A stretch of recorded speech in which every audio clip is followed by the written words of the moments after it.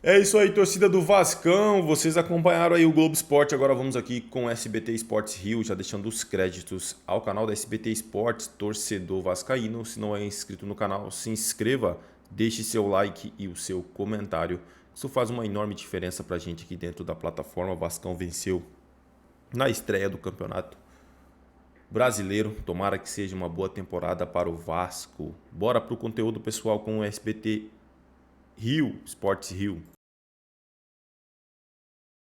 Passa ano, entra ano, sai ano e o Verratti continua decidindo jogos pro Vasco da Gama, uma assistência e um gol.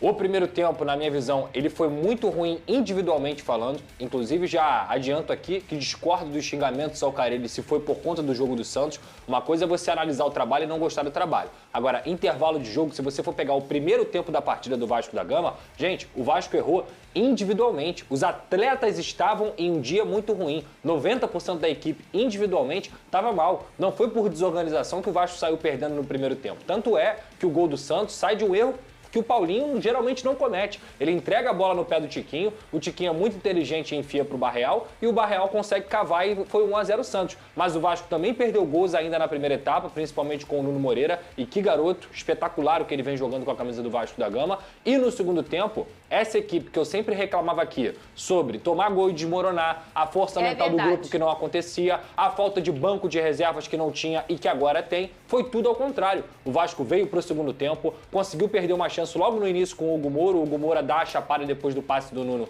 e ele perde o gol. 2 minutos depois, jogada ensaiada, na direita, triangulação, com um momento que o Vasco rouba a bola, depois o Hugo Moura lança pro Piton e o Piton volta muito bem também pro segundo tempo. Que isso? Vocês acham que o Flamengo jogou mal? Não ganhou. Não ganhou. Mas não ganhou. Simplesmente protagonizou 3 pontos na tabela pro o Vasco melhor da Gama. jogo da rodada. Flamengo Internacional. Tudo bem. Sem sombra de dúvida. Um ponto pro Flamengo, um ponto pro Internacional. Pro Vasco, 3. Esse Oliver que não é o do João Kleber, não, gente. É outro Oliver. Esse é o do Bonita Vascão. camisa. Bom trabalho, Olha do Mário, crachá. não é possível. Olha lá a foto do crachá dele. Foca aqui. É com a Foca aqui, camisa é do com a camisa Vascão. do Vasco. Exatamente. Só o SBT permite isso. Olha só, um beijo, Oliver. O dia que a gente precisar fazer o quadro, a gente faz com o Oliver de outro jeito. Que aquele lá não dá pra fazer aqui, Venê, não é o nosso perfil. Pois é o seguinte, eu quero que você me explique o gol. Antes disso, você achou que o Caixinha... Não vamos tirar o mérito do Vasco, não. O Pedrosa já trouxe todas as flores aí, tudo que aconteceu de positivo. Você acha que o Caixinha errou, Venê Casagrande? Não, o treinador do Santos? Não tem como tirar o mérito do Vasco da Gama. O Vasco venceu por méritos próprios, mas óbvio que teve a facilidade porque o Pedro Caixinha, até comentei isso aqui no off, eu acho que o Pedro Caixinha não soube estudar o adversário, no caso o Vasco da Gama. Por quê, Venê? Porque a principal jogada do Vasco da Gama, nós todos sabemos aqui qual é. Lucas Piton e Verratti na cabeça. E a todo momento, Piton livre e o Verratti também livre na área. A gente pôde ver o Verratti tendo várias oportunidades de cabeça. Então, assim, todo mundo sabe que o Verratti hoje no futebol brasileiro é o melhor cabeceador. O cara sabe muito. E o que você faz para tentar anular isso? O Caixinha não fez nada. E aí correu o risco de perder o jogo e acabou perdendo, tomando a virada. Pedrosa, vai lá no telão e explica pra gente como é que foi esse gol do Vasco da Gama. Olha ele aí, ó. Explica aí taticamente o que aconteceu aí, Pedrosa. É porque antes acontece a roubada de bola que a gente acabou não colocando. Mas pode voltar um pouquinho. Quem perde essa bola aqui, pode parar. O Paulo Henrique, que fez um segundo tempo esplendoroso. O primeiro tempo dele foi ruim, mas o segundo tempo dele foi absurdo. Ele rouba a bola do Guilherme na saída de bola. Isso tem a ver com o quê? Gatilho de pressão. Ele faz o gatilho de pressão naquele momento e com esse gatilho de pressão ele rouba a bola. E o Vasco começa a triangular. O Hugo Moura encosta no Paulinho. O Paulinho também fez um primeiro tempo muito ruim e depois no segundo tempo ele evoluiu um pouquinho. E aí ele encosta no Paulinho, pode soltar. Triangulação. Por quê? Porque você atrai a marcação do Santos. Tem 4, 5 jogadores ali. E o Hugo, com essa virada de bola, ele deixa o Lucas Piton sozinho. E aí pode parar, pode voltar um pouquinho ali. Deixa o lançamento, para no Piton. Pode parar. Isso aqui, gente, não é qualquer lateral que faz. Não. A qualidade dele de dominar já enxergando a área é uma qualidade que poucos laterais têm no futebol brasileiro. E é por isso que ele é um dos melhores cruzadores, se não o melhor cruzador do futebol brasileiro. E o Lucas Piton ontem, pode soltar. Olha, cruza, pode parar. Volta um pouquinho. Teve muita gente achando que o Verratti finalizou essa bola. Ele não finalizou essa bola. Ele claramente enxerga o Nuno Moreira entrando na área e com a qualidade que ele tem na cabeça, ele consegue fazer o passe. Foi uma assistência.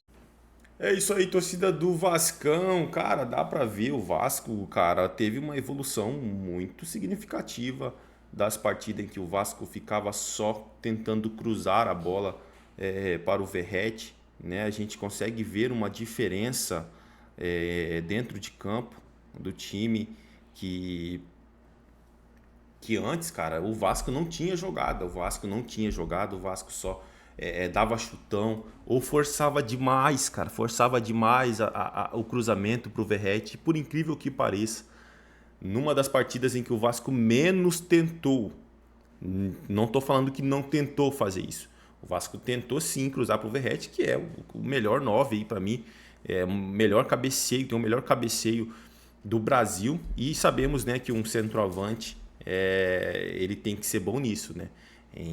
Em cabeceio, finalização, matador, e o Verratti é tudo isso. Então assim, o Vasco tentou, mas não tentou com excesso, cara. Em todas as outras partidas, o Vasco tentava com excesso fazer essa jogada. E por incrível que pareça, a jogada que decidiu a partida foi um cruzamento do Payet pro Verratti. Então assim, dá para ver uma evolução do Vasco dentro de campo, dá para ver que o time não tá forçando só uma jogada, eles tentam trabalhar, eles tentam fazer infiltração.